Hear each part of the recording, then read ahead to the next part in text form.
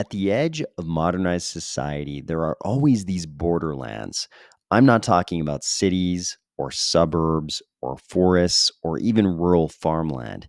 I'm talking about true wastelands. These are always the lawless places where villains can hide.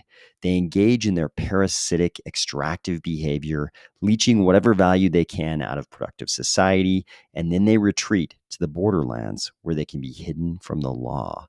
This is equally true in crypto. We have blockchain ecosystems working diligently to make the world a better place, but then just adjacent to those ecosystems are the borderlands of CeFi and all the other pseudo-crypto centralized entities, schemes, and scams. Cardano will one day have its own sizable borderland as well. But before that happens, it would be a great time to stand up and make it clear that those lands are not a part of our crypto republic. Ready? Let's go.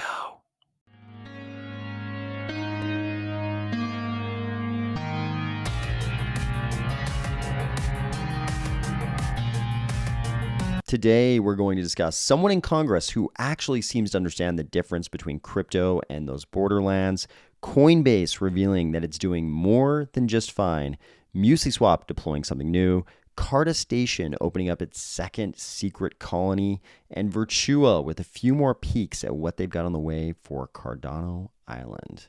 If you objected to my characterization of this image as being of a wasteland because they do have one bird and they once had a living tree, or if you're finding value in these videos each weekday, please consider delegating to the Army of Spies stake pool, ticker AOS.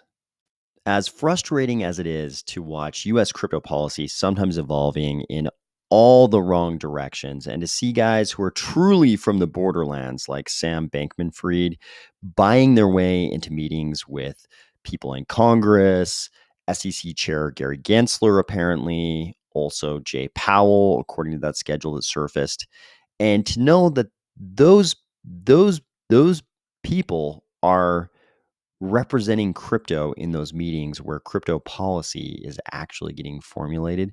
Those things are all pretty frustrating, but there are these occasional glimmers of hope. Here's a post from Congressman Tom Emmer. He says FTX's collapse is not a crypto failure. It's a failure with CeFi, with centralized finance. Gary Gensler and Sam Bankman-Fried. Obviously, he doesn't like Gary Gensler there very much. He says decentralization is the point. And you can watch this video where he discusses all of these things.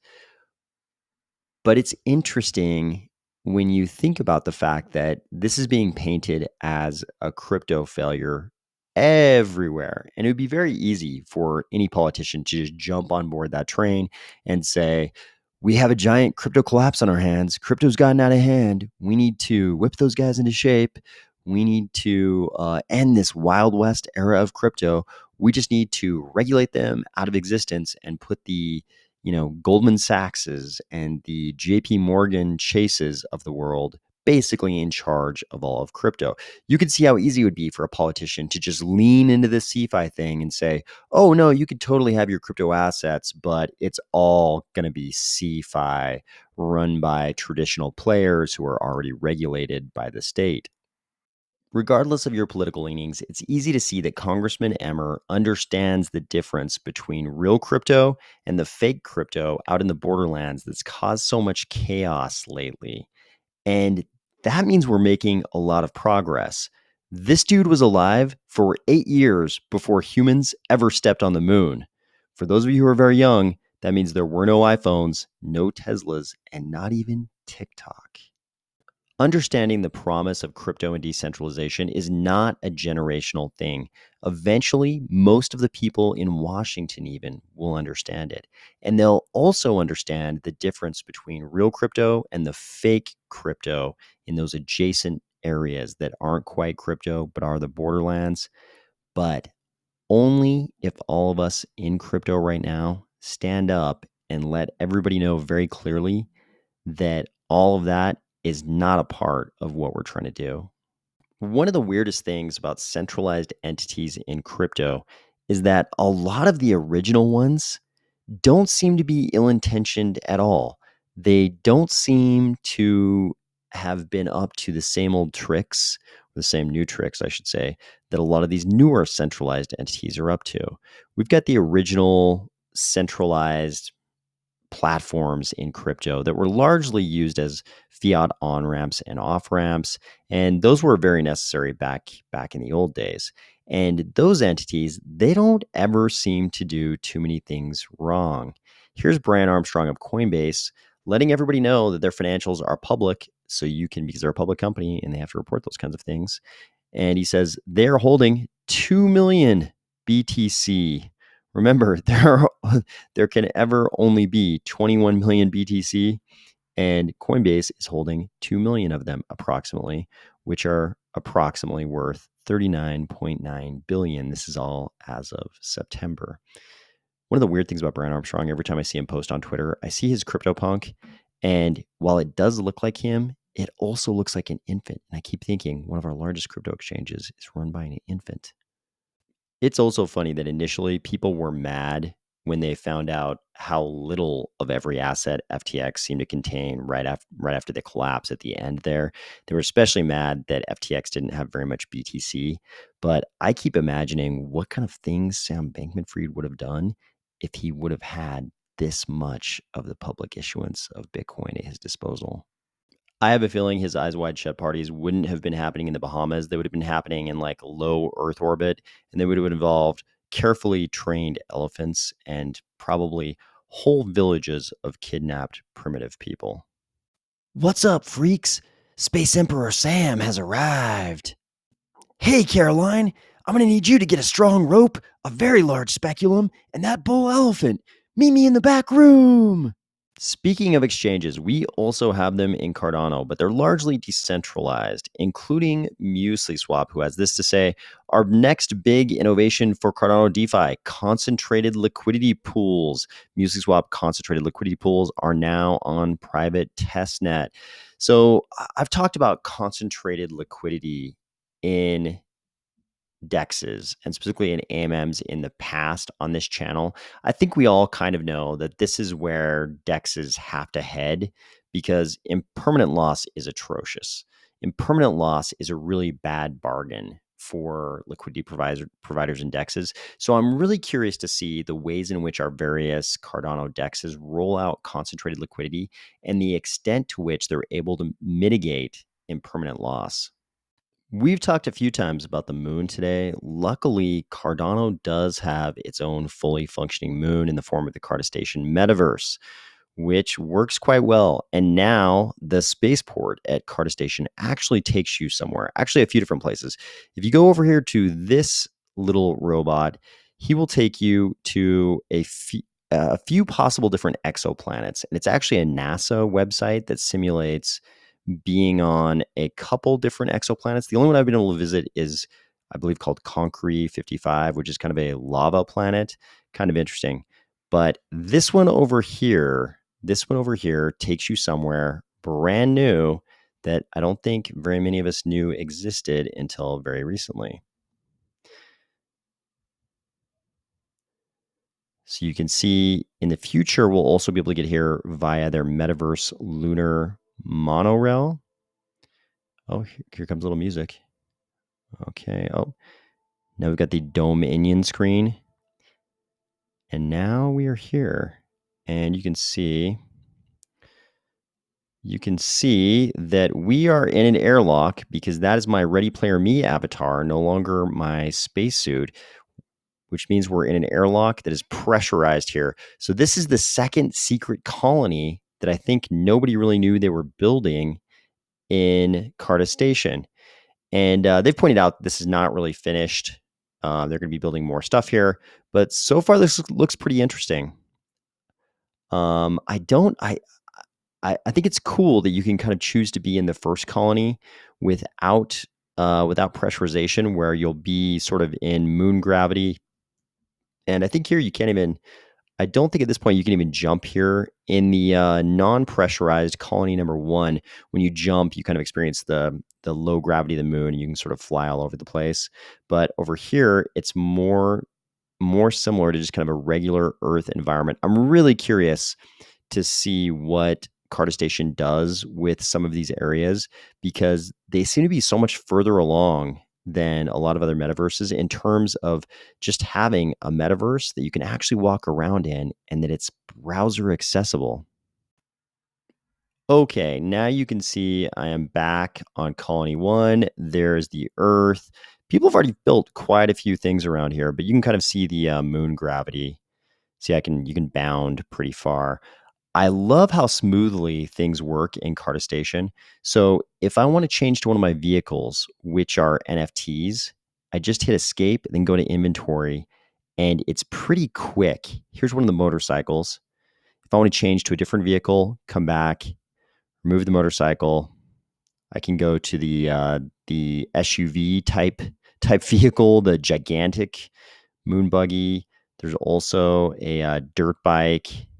There's the dirt bike, but let's go back to that first. This is more like the street bike. Let's go back to the street bike. Gotta hit my character. There's something down here I haven't done yet, and I'm kind of excited to try it out. They've sort of turned Cardistation into the awesome side-scrolling 1980s video game Excite Bike. You're gonna know what I'm talking about in just a second. I'll probably screw this up because I've never done it before, but we'll see how it goes. Oh, I'm pretty sure that's not what I was supposed to do. I'm like, oh, this is like instant death. Okay, I was trying to go up that ramp. That obviously did not work. I don't know what happened. I went up the tried to go up the red ramp, and the second I hit it, it kind of just ejected me. Let's see if I can. Let's try that again. Let's go back here. Let me turn around. We'll try to go up. Maybe we'll try to go up the blue one. Maybe the blue one will work a little better, or maybe I just hit it at a bad angle or something. But now let's try the red one again. Why not? Let's try the red one. I'll try to aim more for the center of it. I probably don't have enough speed. There's like a giant canyon on the other side of this. Let's see if I can. Okay, that worked a little better. We're flying through the air. I can see the Earth. This is kind of picturesque, right? I don't know if we're actually going to make it across the canyon, but at least we're flying through the air and not flipping through the air. Oh, we're not making it. Instant death. Instant death, guys. Instant death. Okay. Yep. Oh, I'm alive. Okay, things are good on the moon. Apparently you can fly through the air on your motorcycle, look at the Earth, hit the ground, like hit your head on the ground, and you still survive. I'm liking the moon more and more every day. Virtua has also been busy. They just announced that the land bots are coming. They say this is our first ever generative NFT drop. And with millions of possible combinations, our land bots will be the most unique collectibles we have ever produced. And it looks like that mint is happening Monday, the 28th of November at 5 p.m. UTC for Cardano Island OGs and holders of 1 to 6 Summit NFTs. And then for the rest of the public at 9 p.m. UTC. I think that I'm just a common parcel holder on Cardano Island. It's a large parcel, but it's a common parcel. And if I remember correctly, I think that I don't even have a land bot slot. I could be confusing the different types of bots, but I think I don't even have a slot for those land bots, if I'm not mistaken. But people might be more excited for the actual crib event, which is where we'll get these buildings to put on our parcels. And Virtua has dropped this document with the different types of possible cribs. You can see these are small cribs, a bunch of different types. And some of these variations over here have a bunch of cool lights on them. We can skip to the medium. You can see the medium looks more like this. And large look like this. When you get down here, these start looking very cool. I would say these are probably the coolest. Looks like we probably have the Cardano Summit NFTs on the roof, kind of as this one looks like maybe the bison as a hologram. Obviously, this is just a peek at what the exteriors of the cribs might look like, but also, this is what the Cardano Island Crib Event beta test looks like. You can see you get in here, and there's a nice view of the Cardano Island skyline, complete with UFO in this case. And you'll notice one of the first things you'll figure out is that you can change the wallpaper on almost all the walls. The way you do that is hit Tab, which will bring up this icon in the bottom left. click on that, and then you can just directly click on a wall. Maybe I'm not close enough. Let's see. Yep, there we go. Click on a wall. That'll bring up this little window, and you can browse images on your hard drive and just upload images. They don't even have to be NFTs. To get out of this mode, on my machine, I just hit escape and tab.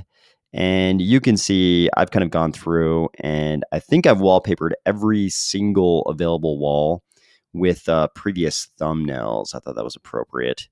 And there's a lot of surface. So this is the large crib. You can choose from small, medium, or large sizes for this beta test, regardless of what size parcel you might have actually purchased. And there's also furniture available. So the tricky part about the furniture is to get to the furniture menu on my machine again, I hit tab and then escape, which brings up this menu where I can go to inventory. You can see I haven't linked my Virtua account, but you get in here and they just have all kinds of furniture, different styles, different types of things, complete even with plants. You can see I kind of set my area up a little bit like the actual real life live stream area I use. And it's this is the large size crib, so it's got quite a few different sort of open architecture rooms. And one of the interesting things is that the wallpaper shows up on both sides of the wall.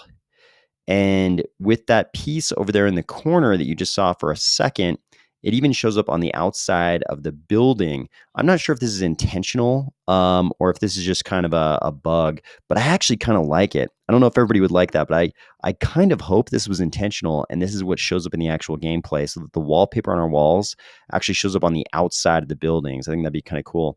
But man, overall, I would say this is great.